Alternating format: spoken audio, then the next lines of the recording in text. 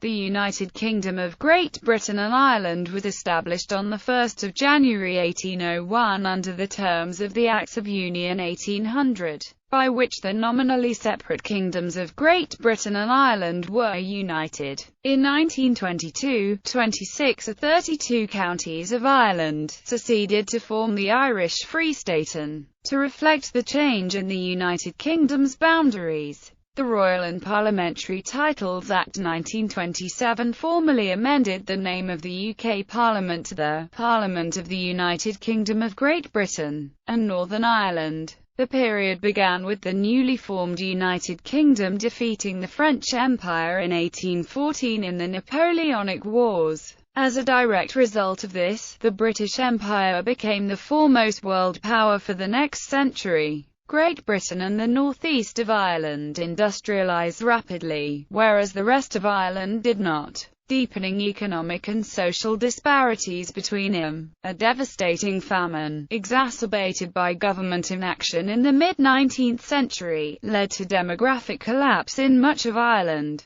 and increased calls for Irish land reform and the devolution of executive power. During and after the Great War, the rise of Irish nationalism and physical force republicanism eventually culminated in the Irish War of Independence, and in 1922 the partition of Ireland between the newly founded Irish Free State and the North East, which opted to remain part of the United Kingdom as Northern Ireland. 1801 to 1837. Union of Great Britain and Ireland. The Kingdom of Ireland was a settler state. The monarch was the incumbent monarch of England and later of Great Britain. The Lord Lieutenant of Ireland headed the government on behalf of the monarch. He was assisted by the Chief Secretary of Ireland. Both were responsible to the government in London rather than to the Parliament of Ireland. Before the Constitution of 1782, the Irish Parliament was also severely fettered.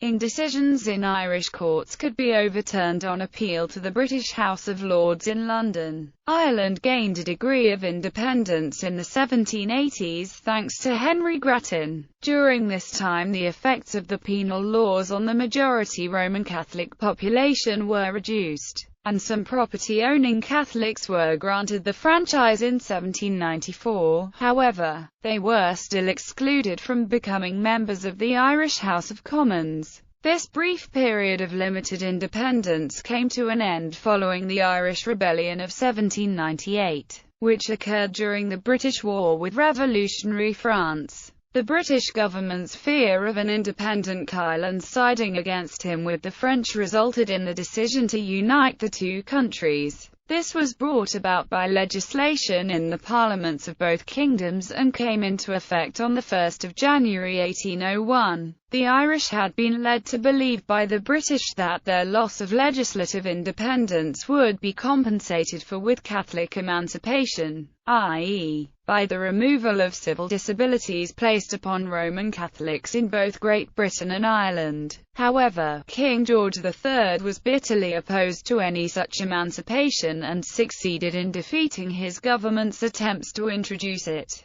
Napoleonic Wars. During the War of the Second Coalition, Britain occupied most of the French and Dutch overseas possessions, the Netherlands having become a satellite state of France in 1796, but tropical diseases claimed the lives of over 40,000 troops. When the Treaty of Amiens ended the war, Britain agreed to return most of the territories it had seized. The peace settlement was in effect only a ceasefire, and Napoleon continued to provoke the British by attempting a trade embargo on the country and by occupying the city of Hanover, capital of the Electorate, a German-speaking duchy which was in a personal union with the United Kingdom. In May 1803, war was declared again. Napoleon's plans to invade Britain failed, chiefly due to the inferiority of his navy, and in 1805 Lord Nelson's Royal Navy fleet decisively defeated the French and Spanish at Trafalgar, which was the last significant naval action of the Napoleonic Wars.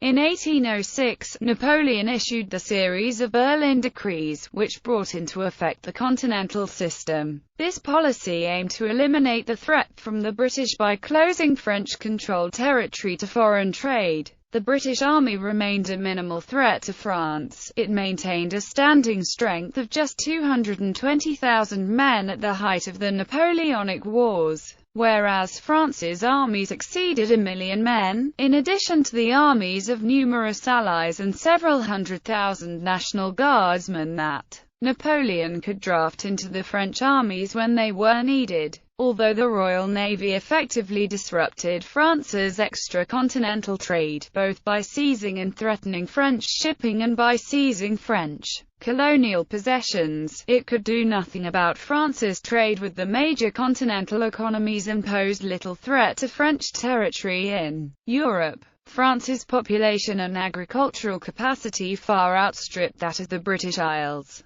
Many in the French government believed that cutting the British off from the European mainland would end their economic hegemony. But Great Britain possessed the greatest industrial capacity in the world, and its mastery of the seas allowed it to build up considerable economic strength through trade to its possessions from its rapidly expanding new empire. The Spanish Uprising in 1808 at last permitted Britain to gain a foothold on the continent. The Duke of Wellington and his army of British and Portuguese gradually pushed the French out of Spain, and in early 1814, as Napoleon was being driven back in the east by the Prussians, Austrians, and Russians, Wellington invaded southern France. After Napoleon's surrender and exile to the island of Elba, peace appeared to have returned, but when he escaped back into France in 1815, the British and their allies had to fight him again. The armies of Wellington and Blucher defeated Napoleon once and for all at Waterloo. Simultaneous with the Napoleonic Wars, trade disputes and British impressment of American sailors led to the War of 1812 with the United States. A central event in American history, it was little noticed in Britain, where all attention was focused on the struggle with France. The British could devote few resources to the conflict until the fall of Napoleon in 1814. American frigates also inflicted a series of defeats on the British Navy, which was short on manpower due to the conflict in Europe.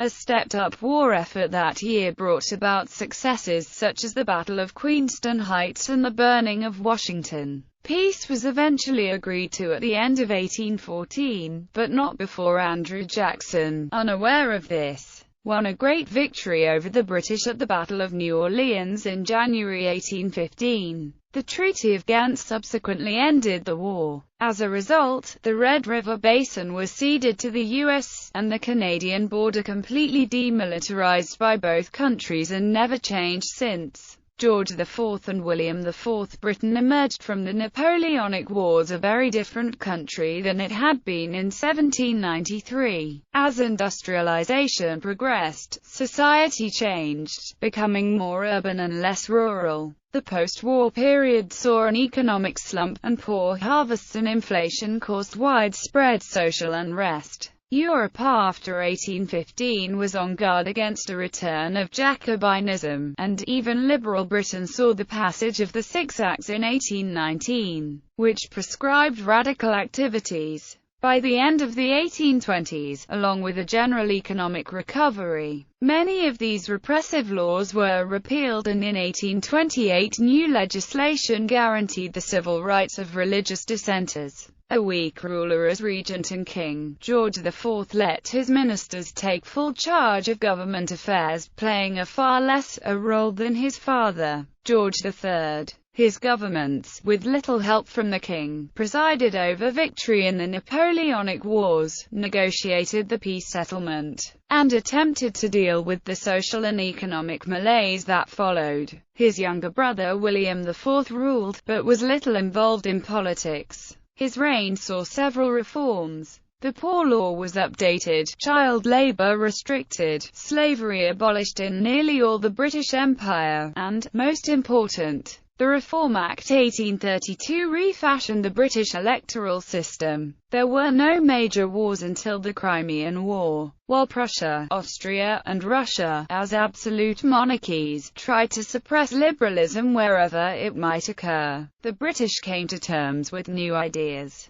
Britain intervened in Portugal in 1826 to defend a constitutional government there and recognizing the independence of Spain's American colonies in 1824. British merchants and financiers, and later railway builders, played major roles in the economies of most Latin American nations. Whig reforms of the 1830s. The Whig Party recovered its strength and unity by supporting moral reforms, especially the reform of the electoral system, the abolition of slavery and emancipation of the Catholics. Catholic emancipation was secured in the Catholic Relief Act of 1829, which removed the most substantial restrictions on Roman Catholics in Great Britain and Ireland. The Whigs became champions of parliamentary reform. They made Lord Grey Prime Minister 1830 to 1834, and the Reform Act of 1832 became their signature measure.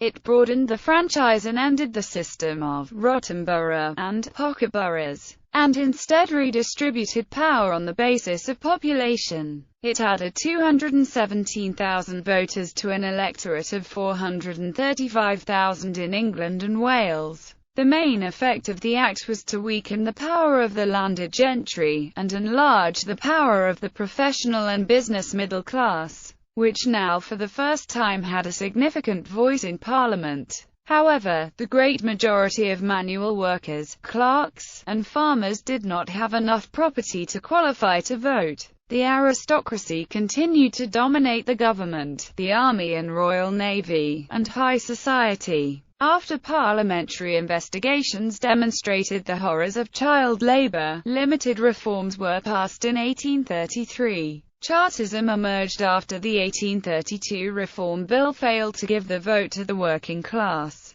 Activists denounced the betrayal of the working classes and the sacrificing of their interests by the misconduct of the government. In 1838, Chartists issued the People's Charter demanding manhood suffrage, equal-sized election districts, voting by ballots, payment of members of parliament, annual parliaments, and abolition of property requirements. The ruling class saw the movement as pathological, so the Chartists were unable to force serious constitutional debate.